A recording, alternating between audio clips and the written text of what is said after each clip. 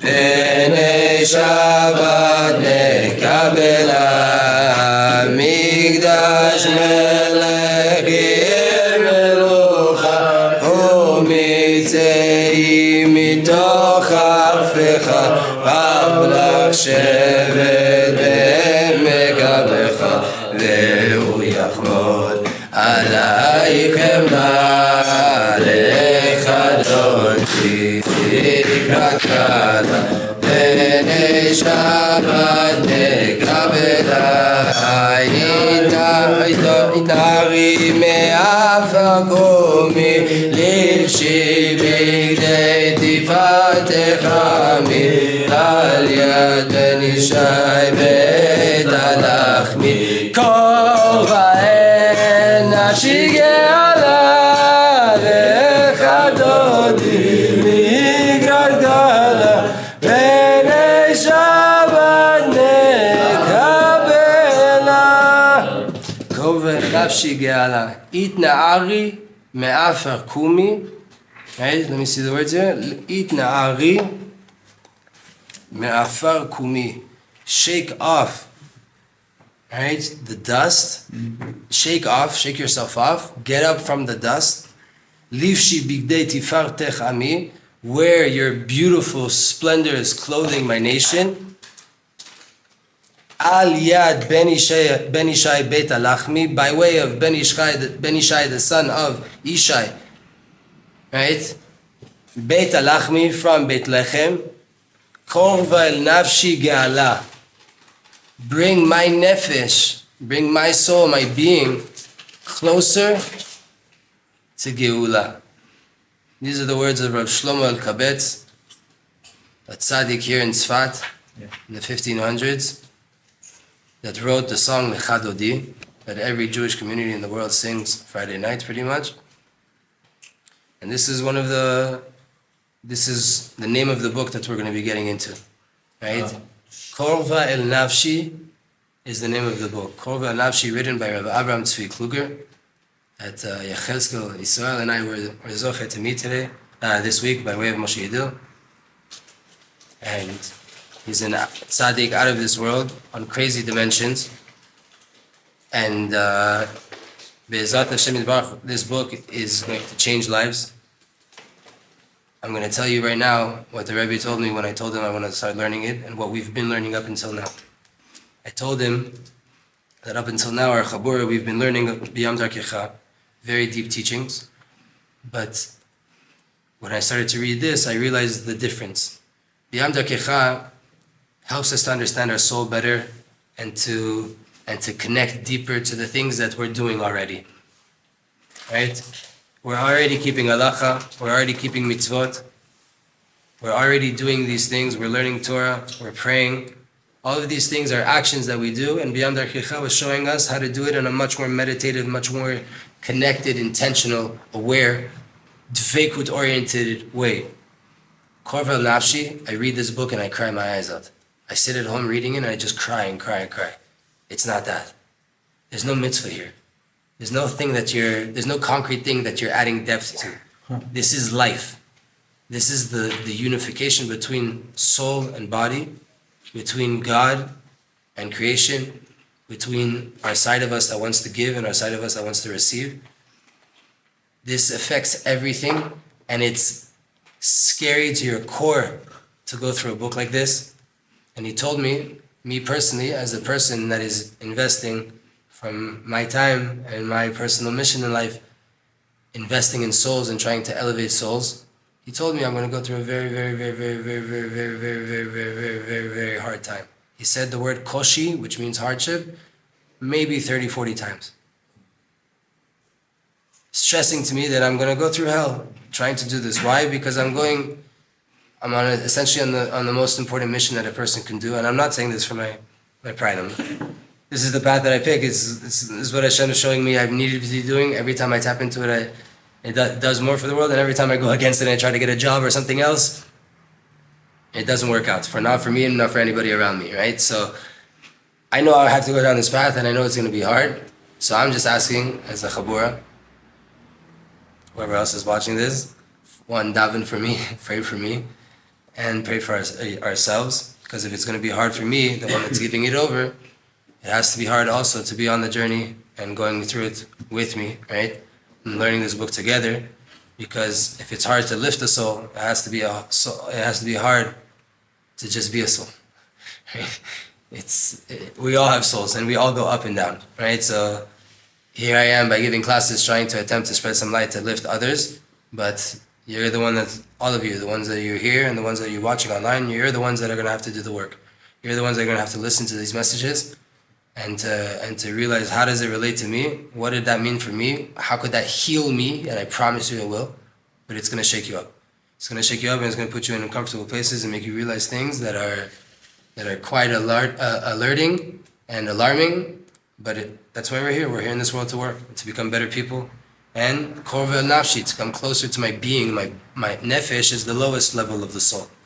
It's the level of the soul that is essentially your blood that's running through your veins, right? The animal side of you, so to say. It's a soul level, but it's the hardest one. It's the one that wants everything sometimes that is not necessarily what it should be. It really does want beautiful things. It's just because it runs so close to the body, it's quite tainted. And our job is to make the union between the two. And this book, in the ways of books of Torah, Sifrei Halacha, this book is not for people asking specific questions.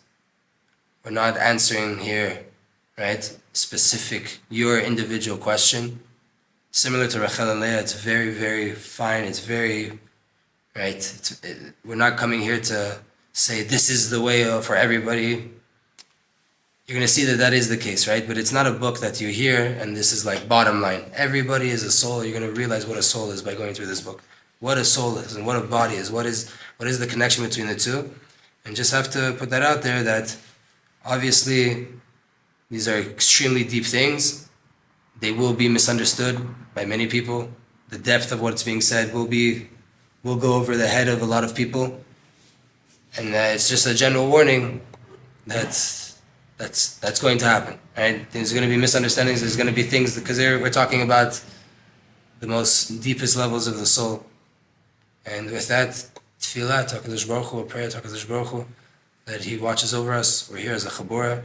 We're coming to connect to HaKadosh Baruch Hu. We're coming to learn His Torah by way of the true tzaddikim of the generation, in the path of all the true tzaddikim of the past, that show us the pure ways of emunah to come closer to ourselves, to those around us, to the Torah, to tefillah, and to our Creator.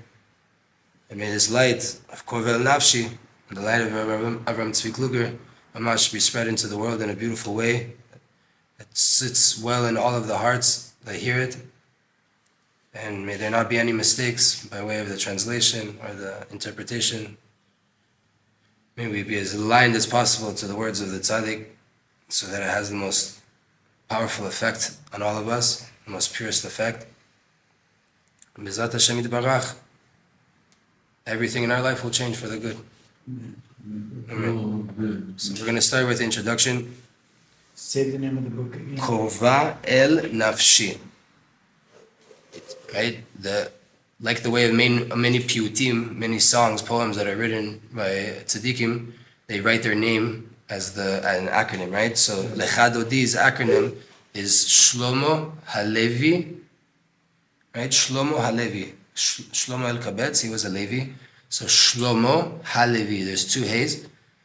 So the first Hey is the verse that you'll find the name of this book in, right? Hitna'ari me'afar kumi livshe bigdei tifatech ami al yad ben Ishai bet alachmi Korva El Nafshi Ge'ala. So the name of the book is just without the Ge'ala. Korva El Nafshi. Let's get closer to my nefesh. He starts like this. Since the Creator had this arousal or desire, whatever that means, to create, to bring close and to create creations, סובבת והולכת כל המציאות על ציר בית דרגות הנקראים משפיע ומקבל. The whole entire reality goes down two general pipelines and levels called Mashpia ומקבל. an influencer, a giver, and a receiver. Hashem Yitbarach v'Anivraim, God blessed be He, and anything that's called a creation, whether it's spiritual or physical. Av uben, father and son. Rav v'Talmid, rabbi and student. Neshama v'Guf. Neshama v'Guf v'Hod. Right? You understand how more this can play out. This book is מיוסד על מה שנודע בספרים הקדושים שאדם אינו מציאות אחת. This is based off what's written in the holy books, that a person is not one individual, one reality. Rather, he's made up of two parts, Mashpia and Mekabel, giver and receiver, that work inside of him, כפי כל מצבי משפיע ומקבל, like all other relationships of giver and receiver that are inside the creation. Meaning, just like you have a husband and wife in nature, so inside of you, you have the husband inside of you and you have the wife inside of you. Meaning you have the provider and you have the receiver inside of you. Right? You have the rabbi inside of yourself and you have the students inside of yourself. Right? מציאותו היא כאילו יש בו שני אנשים נפרדים ויותר. Your reality is if you have two people inside of you or more. Right? Two beings, two different realities inside of you. Something more. How many people have that, right? They have 2 jobs, 3 jobs. They're a father, they're a brother, they're a son, a grandson, an uncle, right? They're the rabbi in the synagogue. They're a bunch of different things, right? And all of those are different people. They act differently in each role. They're seen differently in each role. This is the explanation of all the great changes that you have going on inside of you. So too, to your spiritual reality, that's called in general, neshama. Soul. Soul is a cheap word, right? But neshama. Shihi ha-mashpia klape mitziut ha-mekabel shabo. That is your mashpia, your influencer, your giver, in correspondence to the side of you that is the mekabel, the receiver, which in general is called guf, body. Your spiritual realm, aka your soul, is the giver, and your physical realm, aka your body, is the receiver. When it comes to your spiritual reality itself, there's also inside of there, Mashpia u'Mekabel. And they're completely different from the soul and body. Within the spiritual realm, you also have it. Etzem mashahu, at the core, what are you? You're pure neshama, a piece of Hashem from up above. It's complete, that your essence is completely different than your nafsho sichlit, your spiritual nefesh, and your vital nefesh, your intellectual nefesh, right? Your mind. What you are at your core is different than your thoughts. It's different what's going on in your brain, the neshama that's revealed in your brain, which is different than what the blood that's flowing through your body, right? Of your lusts and things like that. What you are at your core is a piece of Hashem up from above. And that is already, obviously, the Mashpia, the giver, in correspondence to your thoughts and your brain, which is your intellectual soul, and your animalistic soul, your bodily soul. So too, what is this book coming to do? To clarify more the differences and the rules of the Mashpia and the Mekabel that make up a person. The giver and the receiver that make up what is called mankind. And how both of them together receive from the big Mashpia. Mashpia HaGadol Mehem, the bigger giver than both of them. Right? You have your soul and you have your body, and in correspondence they're a giver and a receiver. But then you have the giver, the great giver. Also we're going to talk about how to give, how to receive. You can't, the giver can't give without knowing the essence of the receiver, and the receiver can't receive without knowing the essence of the giver. It goes both ways. Not only what we mentioned so far, the whole entire reality of a person and all of his spiritual parts and his physical parts together, so too, you in your whole entire structure, your whole entire being, could be a giver to another person who will be completely in their being a receiver in that relationship. Or you could be completely a Mekabel to your Mashpia, right? You have a rabbi, you have a father, you are the receiver to him. So you could be to your wife a giver, you could be to your father the receiver. This is on the face value of everything that's happening between a person and society, between a father and son, between parents and children, between rabbi and his students, and between yourself as well, between you and everything that comes out of that. Right? And obviously, husband and wife. The holy books teach us a very important principle. When a Jew brings inner peace between his Mashpia and his Mekabel, between his giver and his receiver, right? His inner reality, your spiritual parts, and when you make peace between your spiritual reality and your physical reality, your soul is happily resting inside your body, and your body is happily working to serve your soul. This causes shalom, a dwelling of shalom and completion and wholesomeness and tranquility between you and your Creator, and between you and all of those around you. Beno lemashpia alav, between you and he who gives to you, or beno lezeh anitzach liot mekabel mimeno, or to he or they that need to receive from you. Meaning, anaseh ben adam leven atzmo, what happens between you and yourself, inyan echad hu im kol hamitrachesh beno leven anashim sesvivato bechayav. What's going on in here is exactly one with what's going on everywhere around you. The fight with that person, or the kiss from that person, it's all because of what's going on in here.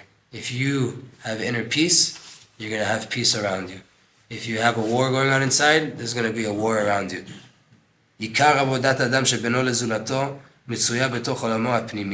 The main work that a person needs to do between him and society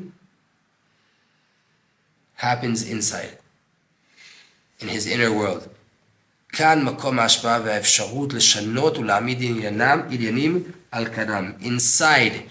is the main place where you can influence, and the main ability to change and to start to establish things and set them in their proper place. Not only that, they said, from one positive principle, you can understand a negative. When a Jew realizes he's lacking peace inside, or he's lacking peace with people around him, then he has to understand that that's coming from a lack of peace inside. A person who's meant to receive from you, say a child, for example, he turns his neck to you, he turns his back to you, and he doesn't want to receive from you. He doesn't want to connect to you. And you're meant to give over to him, but he doesn't want. They're showing you that that's what's going on inside. That's your current situation internally. That the receiver inside of you, meaning your intellect, your brain, is turning a back and doesn't desire to receive from the inner Mashpia, the neshama, the soul, the essence of who I am, that's telling my brain how to think, what to do. You should be praying, you should be thinking good, you should be speaking positively, you should be living with emunah, you should be doing the right thing. My brain, my head doesn't want to hear that. It starts to turn its back to its neshama. When my students, when my children, when my wife doesn't want to receive right now, and that's what she's meant to do, or that's what they're meant to do, because that's what the relationship is, then that means that inside right now there's a problem. Right? And if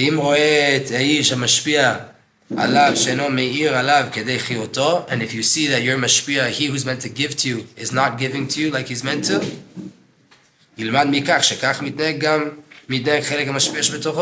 from that so too, that's what's going on in your giver inside, your influencer inside. That you're not ready to give to others. You're leaving people without light. You're not providing. And you're meant to be doing that. So now your provider, your giver is not giving to you. Anything that you see going on around you is assigned to your inner world. And that's the only place where you're really going to make the change. You can't go now tell the person, hey, why don't you want to listen to me right now? What? Open your heart and listen to this deep thing I want to tell you. It's not, no, what do you mean, open your heart? I don't even know the code. What are you talking about? Right? Like, no, it doesn't work that way. Do the work inside, realign inside, and you'll see how the whole entire world will change around you. Mitziut hapnimit hagnuza betocho, your inner reality that's hidden inside of you, becomes revealed in front of your eyes by way of it being duplicated to become established and shown to you between everyone around you. Like we said, the rectification, the way to fix this is done inwardly. And by way of that, everything will be fixed. Everything that's done in life, anything happens in life, the root of it is only inside of you. Here's the source of the problem and of the pain. And it's also the source for the solution and for the salvation. This is based on what the Baal Shem Tov says. If anybody wants to follow along, this book is an older version. It's not exactly aligned, but if anybody wants to see it, pass it down there. Here we're on page Vav, in the Agdama Klalit. But you might not have this Agdama Klalit because they redid the book because they thought this way was better. This is all based off what the Baal Shem Tov HaKadosh says, that all of life is just a mirror for man. And by way of people, through them and by way of them, you can see yourself. And by way of the actions of your nefesh, you will actually affect them. Because a person is a small world that affects all of the worlds that are included inside of it and dependent on it. And this is what we're going to be getting into in this book. Zat Hashem. He continues on in the Akdama and Gimel. Elek shekan nidreshet bihirut b'ma she'achen naseh ben adam leben atzmo. Now we have to understand, if that's the case, what's needed? What do we need to do inwardly? Necha, avin ki mishberav v'galav beno lezulat נועדו כדי להביא אל המראה עיניו את משברי וגלי נפשו הפנימיים. The problem is the breaks, the waves that you see with people around you, they're all there to show you, to bring to your eye, your broken parts. The things that you're going through, the things that you're struggling with inside. ברם כיצד ישקיט את פנימיותו ויביאה לשלוותה וגאולתה. But how am I going to quiet down my inner world and bring it to tranquility and bring it to Geula? Chaim.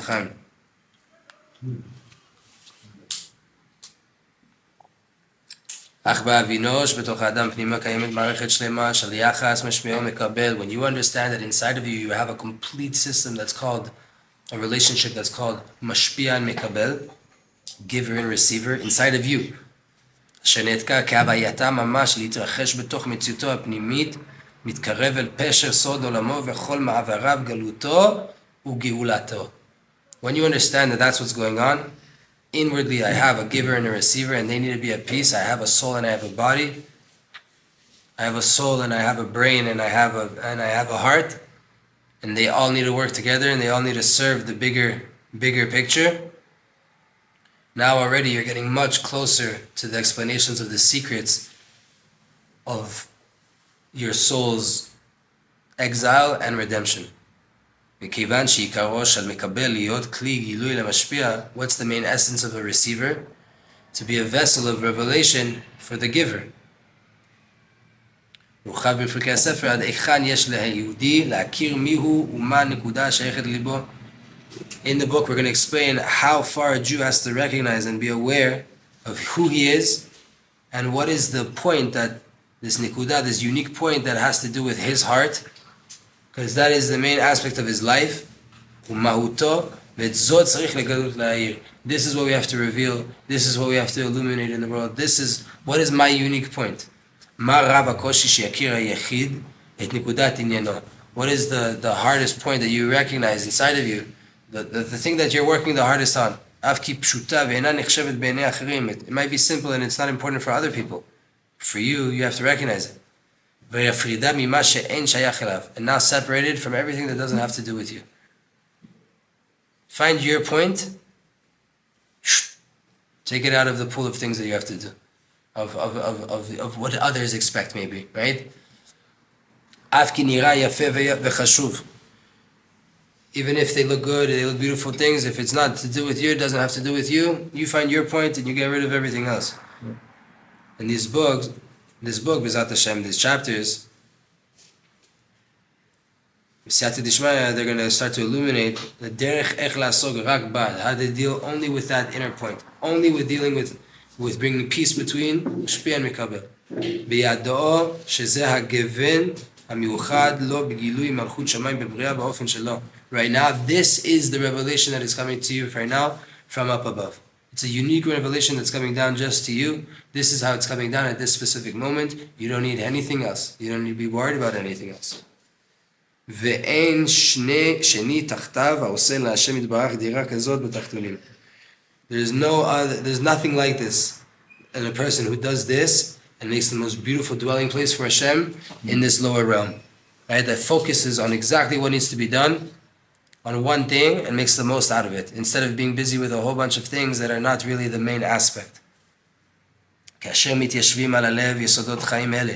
When these fundamental principles start to sit on your heart, they start to get settled inside, and you start to make inner peace, then you're going to have peace between you and those around you as well, and all the different facets of Mashpia and Mekabel that exist in your life.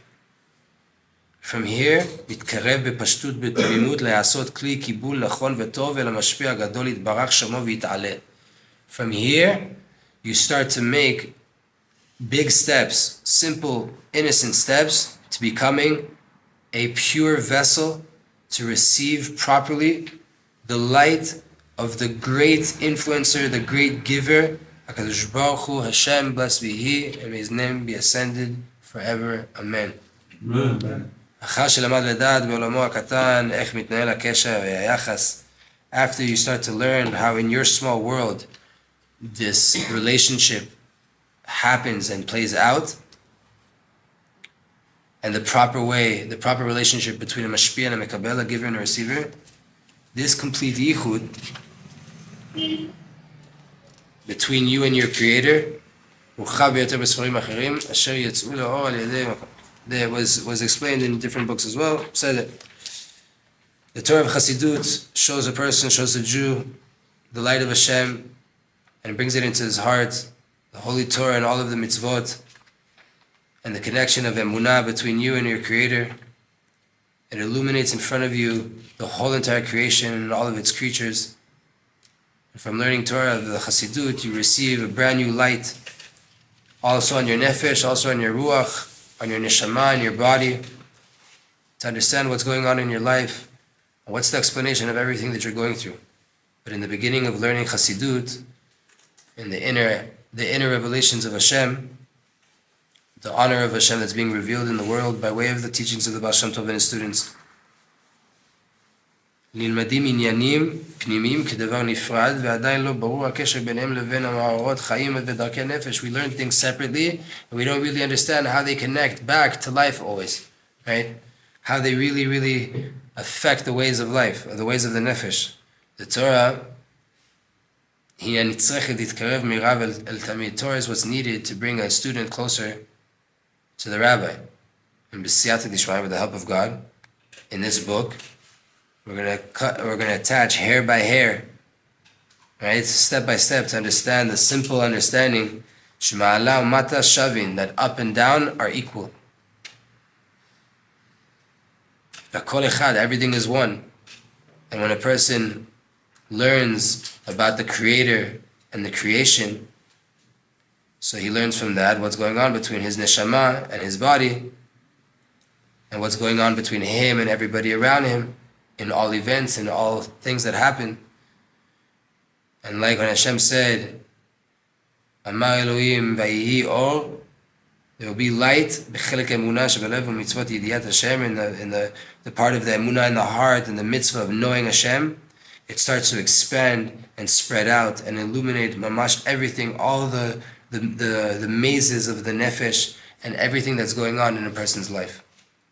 Because the light of Hashem brings life to all worlds and illuminates the souls of his nation, and he unifies with them. Hu echad ve'en sheni, he is one and there is no two. Sometimes we understand it in a different way, right? God is one because there's not two gods. It's not that he's one of many gods. He's one and there is no two. No, everything is one, there is no two. Everything is one, there is no two. Who are you? If you're at your core, you're a spark of Hashem from up above, then where's two? How did we get to two? To be and not to be. Exactly. When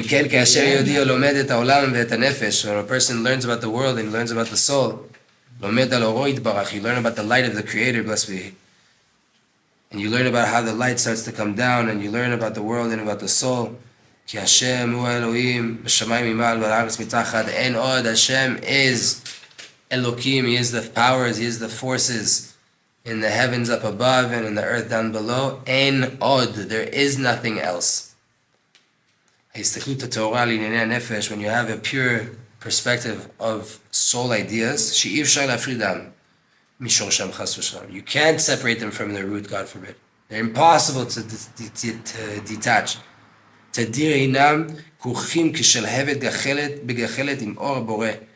flame is connected to the coal. It's one. Right? You are part of the Creator. So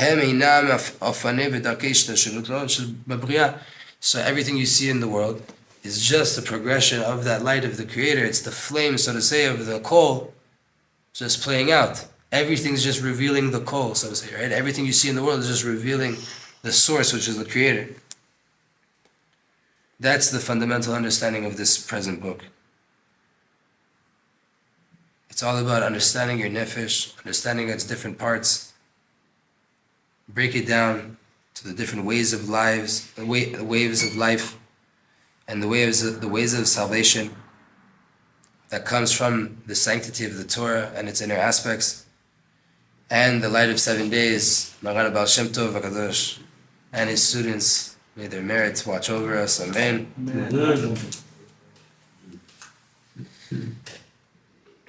And from this you understand what Chazal said, Machshavtan shel Yisrael kadma lechol davar. The thought of Israel came before everything. Right? Before the world, before this, before the creation, Hashem wanted to create a world. Before any of that, there was a thought of Israel. Nishmat Yisrael, the soul of Israel. What does that mean? Am Yisrael, that means if they were the first thought, before there was any creation, before there was a world, before there was animals, before there was natures, before there was other nations, before anything, there was this idea of the soul of Israel. That means that the soul of Israel has a different relationship with God than the rest of the creations. It's also a creation, right? Because it's not God, it's the soul of Israel. But that means it's a different, not better, not it, different relationship with that first thought, right? Yeah. It's like if a person has a first wife, it's never going to be like good, bad, whatever. It's a different relationship. It doesn't matter. This is a different relationship. It's written inside, even, right? The Tanya talks about this. The Baal Tanya says, it's not that Hashem picked your soul from the other soul. Right? Your soul is higher, then that would already be, there's no difference. If I say I want an orange and not an apple, so there wasn't really a choice. Right. It says Hashem chose us, right, from all the nations. But if we were all apples, so then this apple and not that apple, in the end it's still an apple. The Baal Tanya says no, the body of a Jew is completely different. The whole entire being, we're not the same. It's completely different. Apples and oranges. When you pick an orange instead of an apple, you're making a statement. They're not the same. There's two different things. On that physical body, the Baal Tanya says, is what Hashem meant when he said, you picked us from any from any nation and language. So then there's no way to understand the nefesh of a Jew, and even more so to heal it with a viewpoint that is not rooted and fundamentally connected to Divrei Elokim Chaim Umelech HaOlam, the words of a living God and the King of the whole entire universe. That's true. Haktuvim b'Torato HaKdusha, that are written in His holy Torah. V'hamisurim lanu biyad neviyav u'v'Torah sheba'al peh shekatvu Chazal. That was all given to us by way of His prophets and the oral Torah that was written down by Chazal. And it is received to us by way of all of the tzaddikim of the generations, right? That they left an inheritance and this moresha, this heritage of Israel, itpashtuta de Moshe bechol dara, like the Zohar says, the expansion of Moshe in every generation. Meaning that the Torah of Moshe is the same Torah, it's just expanding. And how does it get passed down? By way of Moshe. Who's Moshe? The tzaddik, or the tzaddikim of every generation, they are Moshe. They're just like Moshe. If they say something in this generation, it's like Moshe said it in his generation. Why? Because that's who they had, and this is who we have. Right? And it's all on a level of relativity. So yes, the level of spirituality of the generations is going down, like the rabbis say, progressively. With that said, the system's the same system. Leaders of the generation are the leaders of the generation. God will never abandon us, and He always, in every generation, gives us living tzaddikim that are bringing down deep, deep Torahs to bring us closer to Hashem. We happen to be in the book of one of them. He's in his 50s. Right? He's 50s, 60s. He's young though. He's alive, filled with life. We were with him, out of this world. So here we have, again, proof that we're living in a deep connection with HaKadosh Baruch Hu. And the Zohar says, when Hashem looked inside the Torah and created the world, אף יהודי אשר נברא בצלם קונו מקיים ומנהג עולמו רק על ידי הסתכלות בתורה אלוקית. So too a Jew, right? Hashem looked in the Torah and created the world. So too a Jew can create his world if he looks in the Torah. If you look into the Torah and you get into the source, the blueprint, you're a co-creator. You're the creator in your world. You're not the creator, but you're the co-creator, and you're the only person that can affect anything, right?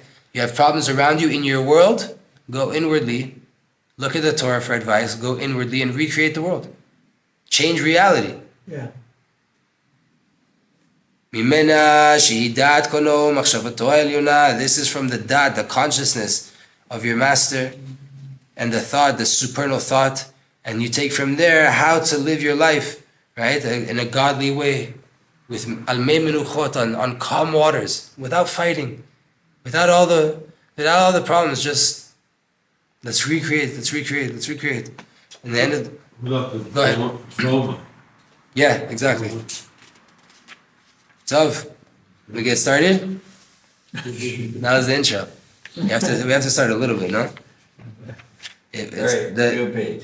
He brings, before we get started, a parasha from Parashat Beit Chanan from the Noam Elimelech. Ki Adam tzrich lelech tamid b'dvekut lachshov beromimut el yitbarach.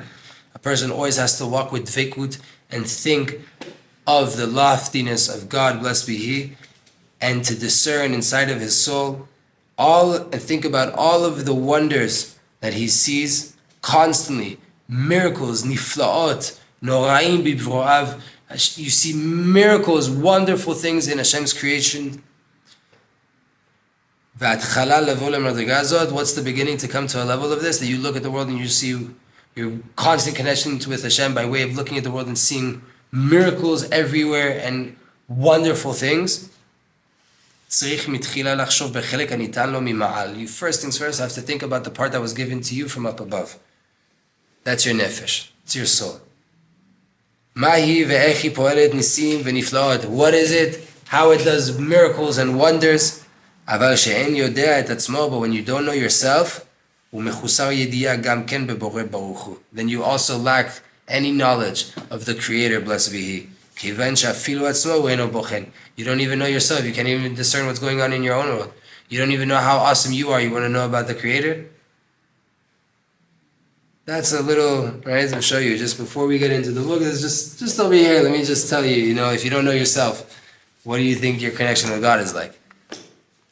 Melech Chafetz V'chaim. This chapter is called King who desires life, and it's a story of life, right?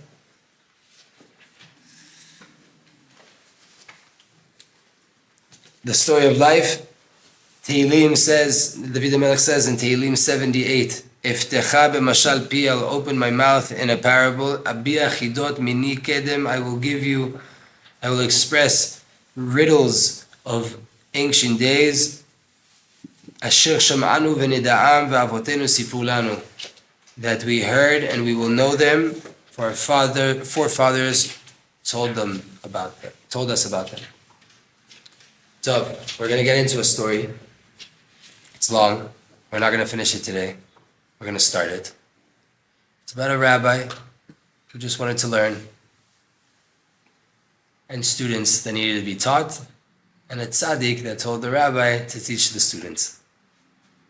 That's the story. Simple. I cried for many of the pages of this story. I hope you do too. Because if you get what's really going on in the story, you're going to get shook to your core. Shook to your core. Zat Hashem, we'll get in. We'll get started. Yoshev harav beno levin atzmo. The rabbi is sitting between him and himself. ומתייגע בהכנת השיעור שעליו לאמור מחר בפני התלמידים, and he's working hard on the class that he has to say in front of the students. We're in a story time right now. He has to give a class tomorrow, and he's sitting by himself preparing this class. Bnei Ayara, the children of the town. He himself knows very well this deep idea, this sugya that he's learning, right? He knows it very well. It's illuminating. He knows all of the fine details inside this piece of Torah. He knows all of the laws, the implications, the different approaches, the different understandings. If a friend would come in front of him on the level of his understanding, he could teach him the whole entire Torah, that specific Torah that he's busy with, that sugya that he's busy with. He could teach him the whole entire thing, and it's all of his depths, the progression of the halacha from the pasuk that's rooted in the Torah through Chazal to the poskim of our generation. He could explain to him the whole entire thing in a moment. He would give him the whole depth. He would even come up while saying that with greater novel ideas. He would get deeper in the idea. But if he comes with such a short language, right, with one-liners in front of his students, they're not going to understand anything. Words that for him are simple and clear and understood, for the students are very, very sealed and deep. They're still concealed, they're still hidden ideas. For him, it's clear. He doesn't even have to explain the whole thing if he's talking to a friend on his level. But for the students, they're beyond them. They still don't know the fundamental ideas that are rooted here. And he has to open them up with introduction after introduction until they get to the depth of the idea. Side note, we learned B'yam Darkecha Rachel and Leah for 20 weeks. Why? That was my way of preparing us to get into this book. Right? That whole entire thing was just preparation for this book. That's why we learned Rachel and Leah. Because I understood that this is so big that we needed something to open us up a little bit before we get into it, right? Kashim chevlei aleda shel kol inyan chadash. The birth pains of anything new are very hard. Nigash b'choser cheshek el hachana. So this rabbi now approaches his preparation without any desire. Chashki melechazo mafrechet et nafsho. He feels that this whole preparation to be able to take down these lofty Torah ideas and bring them down it's bothering him in his soul. It's like avodat parech. It's like the work that he had to do in Egypt. It's for nothing. What am I doing here? Mishtokek la'asok b'sugiya zo u'v'achirot. He wants to deal with this sugiya and this idea in Torah and others. According to his expanded consciousness, his expanded mind, he wants to go deep. He doesn't want to have to bring it down to introductions of introductions of introductions. He doesn't want to have to force himself to think without stopping about his young students that are meant to receive these words from him.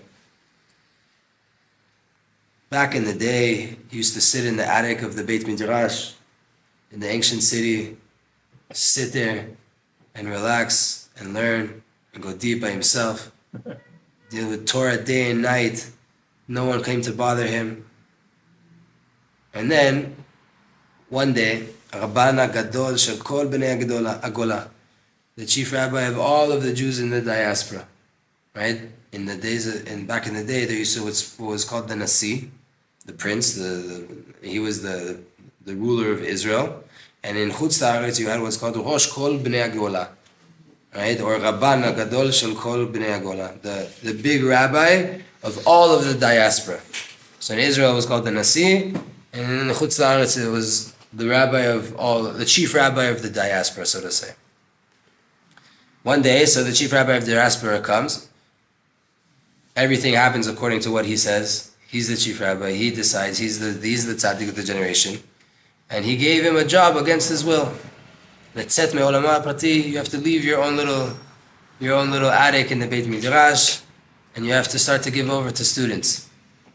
Since then and onwards, instead of him going deeper in meditation by himself in the depths of all of the Torah, he's forced against his will to come out of his be'amanut mimirchavei havanato ha'ishit. He has to come out with craftsmanship. He has to come out with wisdom, with an skill of artwork, to come out of his personal understanding. Levater l'ratzono ha'mevakesh le'amik levad, and give up on his desire to go deep by himself.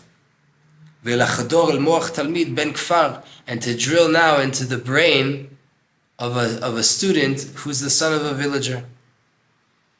He's this Torah elitist, and now the tzaddik of the whole entire world is coming and telling him, I want you to go teach these simpletons, they're kids, I want you to teach them Torah.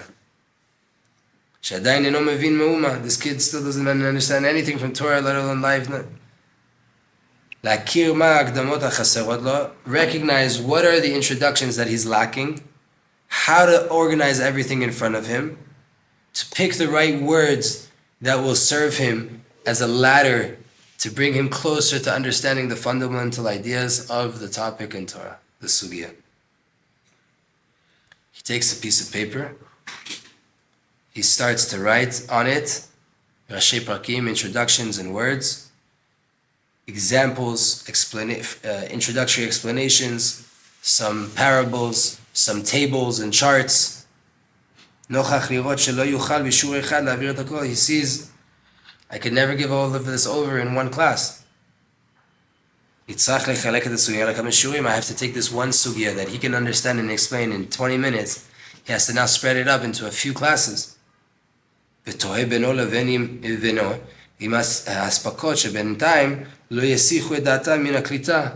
thinking now as a teacher, maybe if all the gaps in between classes, they're going to lose the track and they're not going to be able to follow the process. They're not going to be able to follow the thought because there's too many classes and there's time in between each class. They're not going to be able to hold on to the idea. He's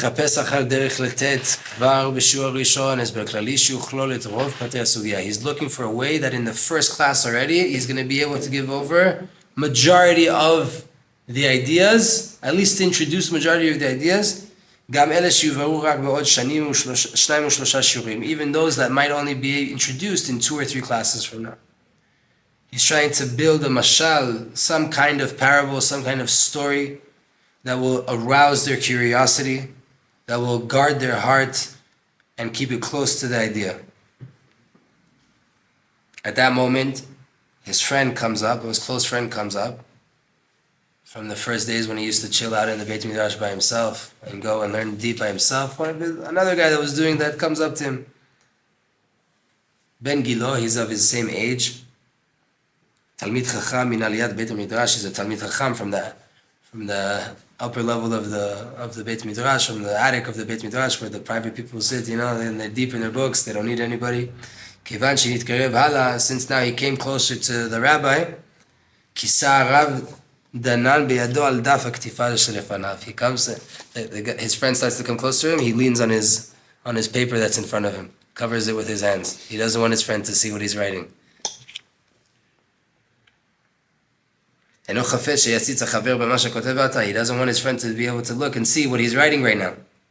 הרי בין כך לא נולדים פה חידושים גדולים. There's no big novel ideas here. There's no חידושי Torah here. There's no crazy ideas on the page. די לו במה שנאלץ לעסוק בטבלאות לציין ראשי פרק לסיפורים וברי מילים. It's enough that he had to even make a chart to explain this simple idea, this general introductory idea. He had to make a chart just so that it would be able to be received.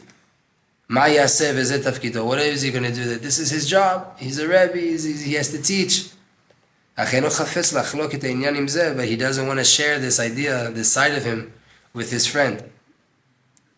שבעבר רגילים היו יחדיו במשא ומתן לעומקה של הלכה. In the past they used to go back and forth in the deepest ways in הלכה. They used to butt heads, they used to go deep in Torah. מרגיש כי הדף הנוכחי, this present paper that's here in front of me, these thoughts that I've written right now in front of me as my friends walking up to me, אינו מגלה את פנימיותו כלל. It's not revealing what's inside of me at all.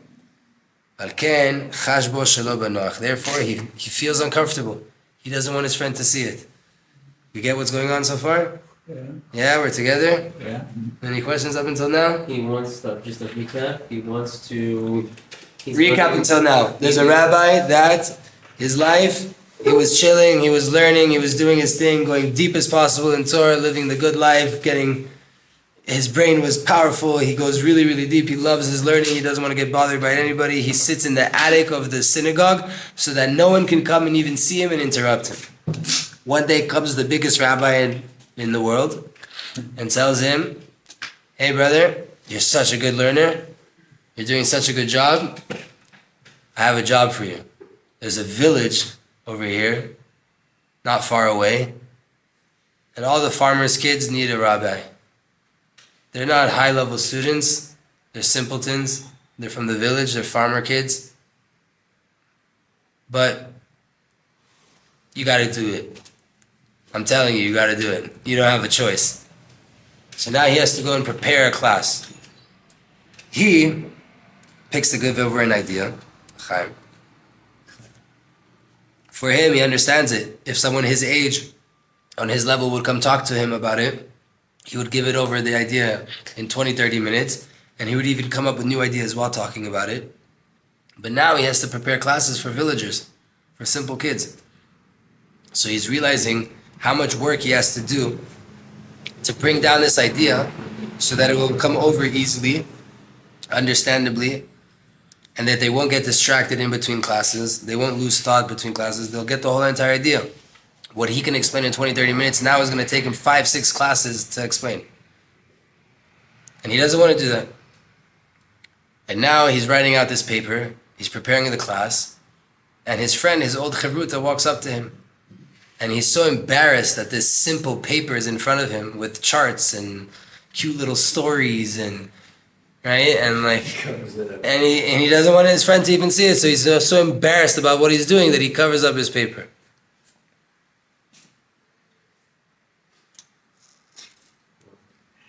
Who is he in the story? What's his relationship in the story? This is kind of related to the self a little bit. What's his job? He's to give. He's a Mashpia. No, not Lerecha. We're done with Lerecha for now. Huh? He's the giver. He's the giver. He's a giver, right? He's a Mashpia. He's a teacher. But he's been a receiver. He has He's got to turn it into. Right? And now he's struggling. He's struggling, right? Like we said in the introduction. When a person has a problem around, right? So now here comes a person, and he's embarrassed. So what's inside of him is wrong. What's going on inside of him that he doesn't feel comfortable with his friend seeing his page? He, as a giver, is not willing to give. The giver side of him is not accepting that right now, in order to give, I have to become a giver. I have to learn what that means. I have to learn that I can't give over my wisdom to a bunch of villagers in 20 minutes. They're going to need 6 classes. That's going to take me in my inner world to make an effort to do that the right way.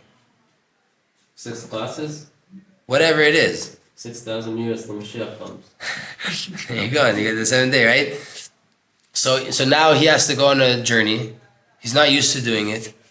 He's been receiving. Now he has to start giving. And he has to give to people way down. And he's not willing to connect to his vessel. He's not willing to take the steps needed. He's embarrassed of the work he's doing. He thinks that these students are separate from him. We're going to finish at Bet. We have a few more paragraphs. What is this similar to?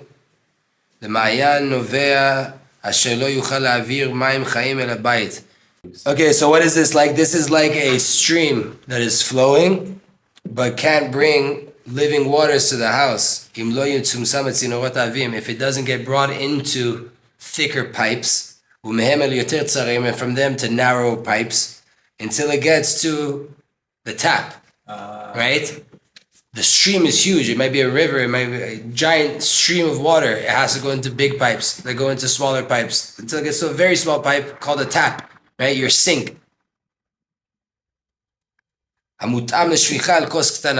And sometimes even more than that, it has to be brought to a tap that's fitting to be poured into a small cup.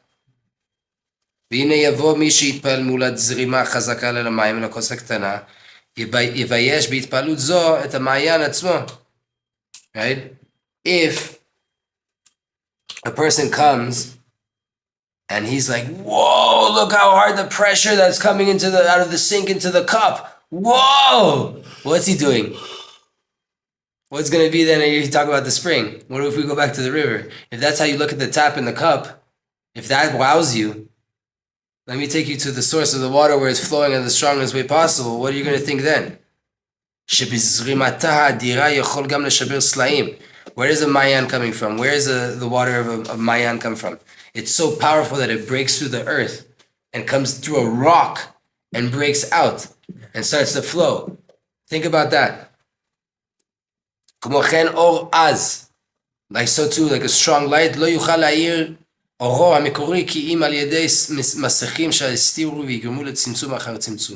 So to a strong light, the light of the Creator, can't give anything to us if it doesn't come through many, many, many constrictions and many, many, many concealments until it comes down here. Until you have just rays of light, fine rays of light coming into the room. Right? The sun, what do we have inside this room? We don't have the heat of the sun inside this room. During the day, you have a few rays of light that come inside and make light inside of it. If you had the power of the sun, there would be no house. Right? So that's the only way life works. What's the distance between the storm of Torah that's inside the rabbi's head and what the students are going to hear tomorrow in class? This is the difference between the water inside a cup and the spring of where it came from. It's like a fine ray of light compared to the sun.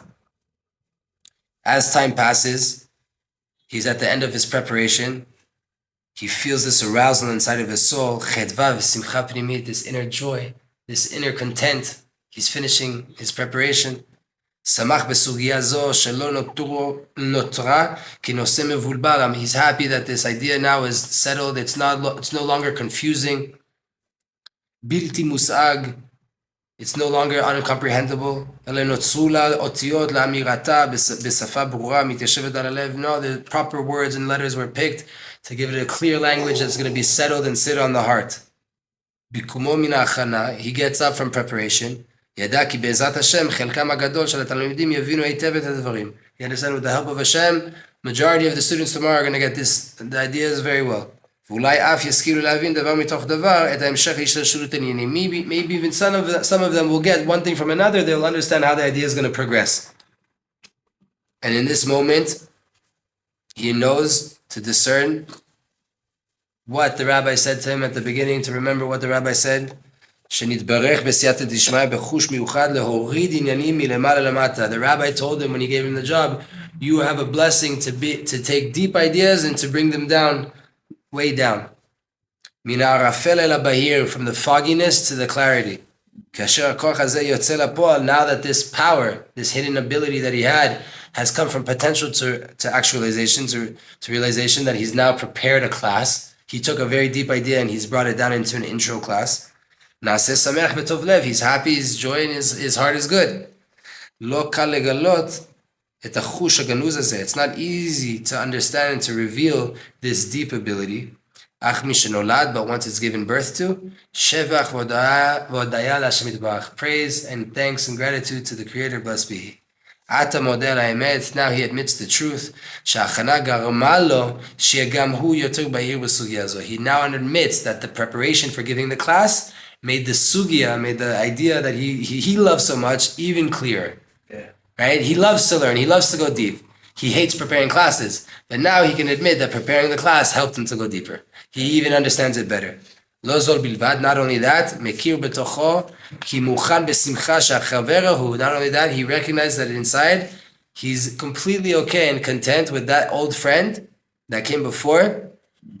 He even would like for him to come and take part in the class tomorrow. Not only to see the paper, he would be happy if he would sit there. Piruk sugya leferatea hadakim beofen ko nahir, breaking up a Torah idea into its finer aspects in such a beautiful, clear, shining way. Yesh ba min hachidush. There's a novel idea here. There's something special going on.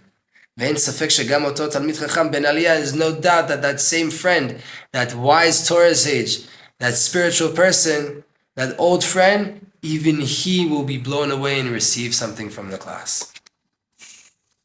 If you know the way of life, you know that the story has not even just begun. Right? He's happy now. He showed a little bit of struggle.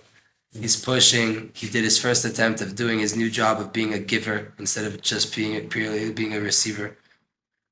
Right? It took him an effort to constrict his mind and what he's used to, and to take his expansionist, to bring it down rather to limited vessels, to take the water of the Mayan, the flowing river of the Torah, and to bring it into a small tap that can fill up a cup without shattering the cup, without spilling everywhere.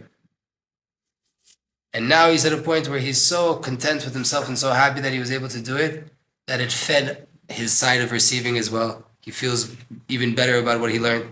And he's even willing for his friend to come take part in the class, because he thinks that it's so special that even he will get something out of it.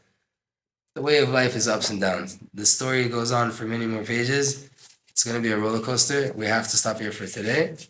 But B'ezrat Hashem Yitbarach, we started a new book. We started a new sefer. We should be happy.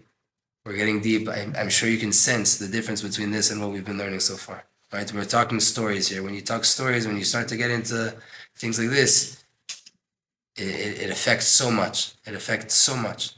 We all have a side of us that is a giver. We all have a side of us that's a receiver. And it changes between our relationships and the people that we're dealing with. And slowly but surely, we're going to start to learn how to be more okay with this and make the peace between the two. And it's going to affect everything around us, ultimately bringing peace to the whole entire world. Mashiach tzidkenu, binyan Beit HaMikdash, B'ezrat Hashem Yitbarach.